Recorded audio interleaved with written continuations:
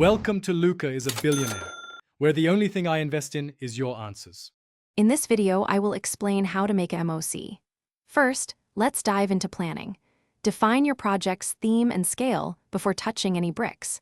Sketch initial ideas on paper to visualize your design and identify challenges early. Finally, assess your available parts and their colors.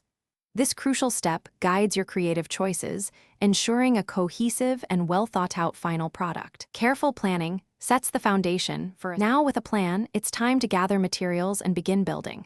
Organize your bricks by color and type for easy access, saving valuable time. Always start your MOC with a sturdy base plate. It provides a stable foundation. As you progress, build in layers, focusing on structural integrity. This prevents your creation from becoming flimsy and ensures it can withstand handling. A solid build is key to a lasting and impressive MOC. Once your emulator is set up, the next step is acquiring and loading your game. Remember, you should always legally dump your own Nintendo Switch game cartridge to obtain the ROM file. This process ensures you own the game you're playing. Place this game file in an easily accessible folder on your computer.